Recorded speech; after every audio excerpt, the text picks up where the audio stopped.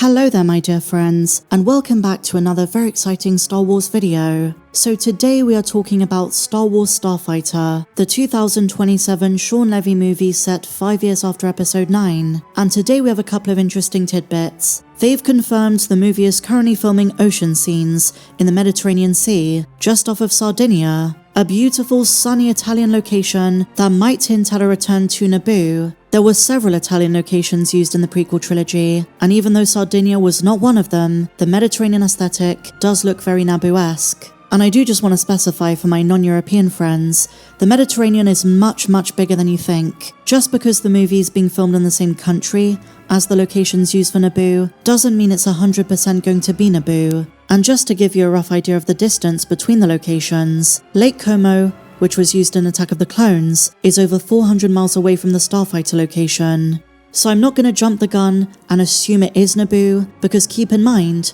they're just using the Mediterranean Sea, so our theories from the other day about Castellon and the Colossus still might hold true, unless it's going to be a brand new planet.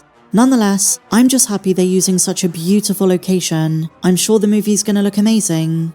In other Star Wars Starfighter updates, my friends, there is more evidence that Daisy Ridley might be making a cameo appearance. The Rey movie itself seems pretty dead. There has been a rumor or two about a 2026 filming date, but honestly we don't know. From the few whispers I've been hearing about, a spring 2026 production date means the Rey movie might release a year after Starfighter, in 2028. But to be honest with you guys, nothing is set in stone, and considering the movie was announced before Starfighter and before The Mandalorian and Grogu, I just don't think the Rey movie is a priority for Lucasfilm. And in light of this, I did theorize a couple of months ago they might fast-track a Rey connection. Because the Simon Kinberg trilogy is still quite a few years away, and as far as we know there is no final script for the Rey movie, maybe they'll try and find a way to slip her into something else, and for that appearance to be a launching pad for the next stage of her story. And that something else, my friends, is probably going to be Star Wars Starfighter. I've gone back and forth on my theories about this, and while she wasn't part of the cast announcement on StarWars.com, she might make a surprise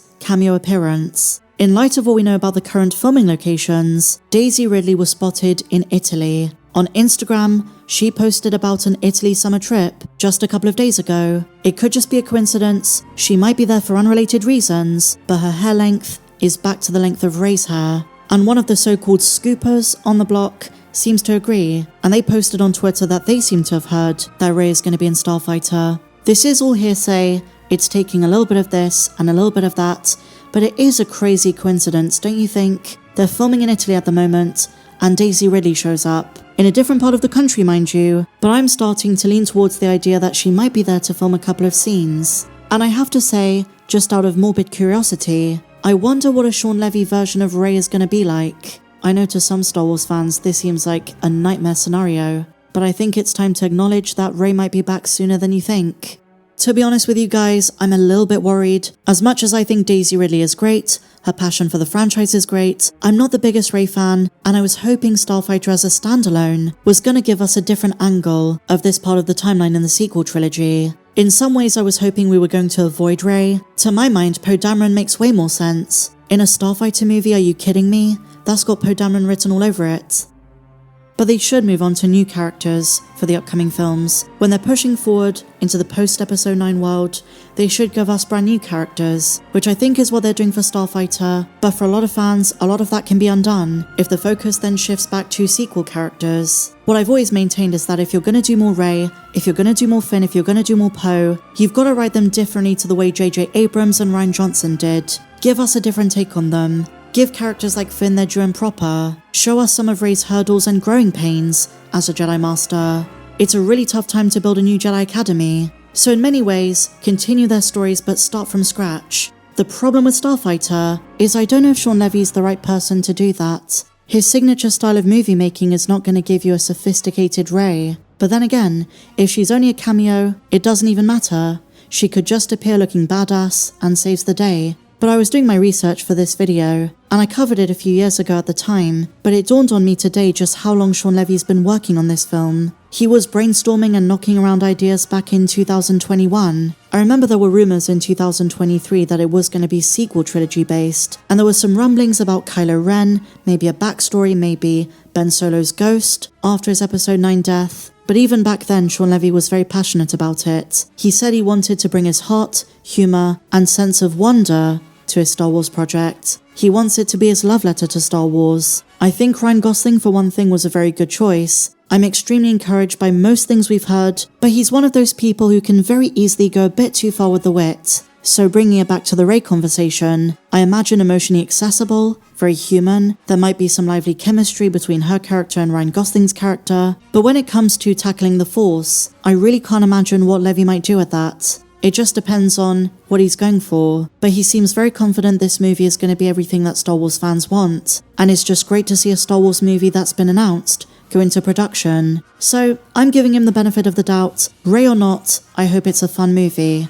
But speaking of these early rumours, I'm going to put my conspiracy hat on for this. This is just me floating around some ideas, and I remember some rumours from back then, and I'm just trying to connect the dots. There might be no relationship between any of this, but I do want to point out that back then, at least a couple of years ago, there were rumours that some of the cast from Stranger Things, notably Millie Bobby Brown, was in talks for a Star Wars project. Considering Shawn Levy's proximity to the Netflix show, and some of those actors such as Millie Bobby Brown and Sadie Sink having expressed a love of the galaxy far, far away, is it too far-fetched to suggest Daisy Ridley might not be the only secret cameo? They might appear in this film, who knows? I mean, already in the official cast announcement, Starfighter is already jam-packed with huge names. People want to criticize that decision to have such big A-listers in Star Wars, and I've already shared with you my thoughts on it. I think Star Wars has always had an occasional big name, but we need to realize that in 2025, or by the time the movie comes out, 2027,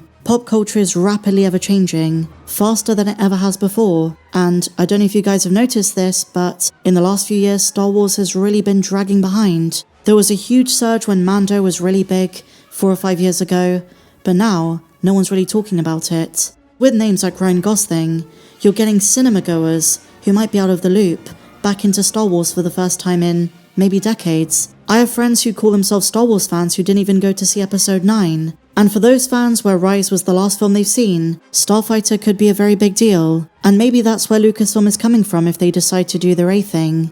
They figure the Rey movie's quite a long way away, the Simon Kinberg trilogy, same situation, so they're just trying to bring in a bit of familiarity. So from Shawn Levy's perspective or Kathleen Kennedy's perspective, this makes total sense. And I want to finish by sharing with you a clip of my conversation with my good friend Star Force 1, and we were talking about Rey and the prequel effect. Does Star Wars need a break from the sequel trilogy and all of its characters, and then come back? So here's that clip. Enjoy. I think if I was Lucasfilm, I would reorganize the entire order of Star Wars movie releases.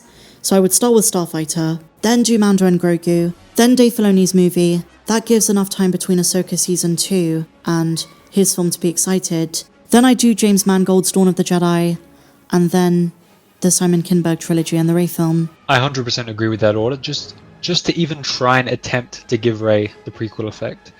And what the prequel effect is, I'm sure everyone knows, but the prequels were absolutely hated when they first came out.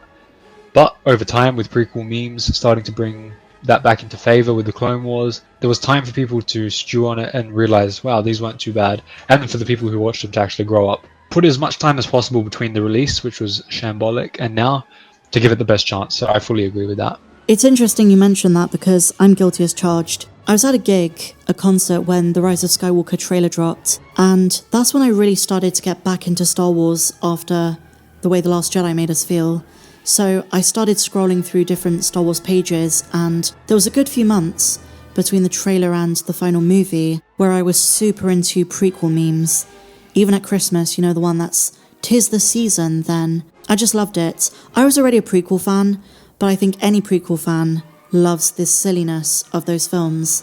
So like you said, maybe the sequel trilogy someday is going to experience a very similar kind of renaissance. Yeah, so there were a lot of other factors which the sequels just don't have yet. And it's almost been the same amount of time between the first movies. It's already been 10 years since Force Awakens, so there hasn't been a turn yet, and the people who watched the sequels have grown up, which was me. So I don't know. I don't think they will ever come back. I'd give it more time to stew. Anakin was in nothing. Like, Anakin was fully avoided in The Force Awakens. It was Vader instead they showed, and they were going to put Anakin as a Force ghost, but they decided against that because of the prequel hate. So I would do the same for this new sequel stuff until Rey ever gets a redemption. You know, I've had a lot of conversations with some of our friends about this, and there are two perspectives. There are some who say the prequel trilogy was a very unique case of Star Wars fans rediscovering George Lucas and his work with episodes 1 to 3 and appreciating them in light of Disney buying the brand and then making the sequel trilogy. So it's more like a comparative thing. With Hayden, it's a crazy situation. I think in the build up to Rise, there were a lot of Star Wars YouTubers, Star Wars fans on the internet, like clamoring for Anakin to appear, especially at that convention where they revealed the title of the movie. Fans were like, Rise of Skywalker? Well, surely that has to mean either Ben, like Kylo Ren returning back to the light as Ben Solo, or Anakin. And the fandom had an enormous appetite for more Hayden. So when the Kenobi show was announced, fans were like, oh my gosh, you know, he's finally coming back in a huge way.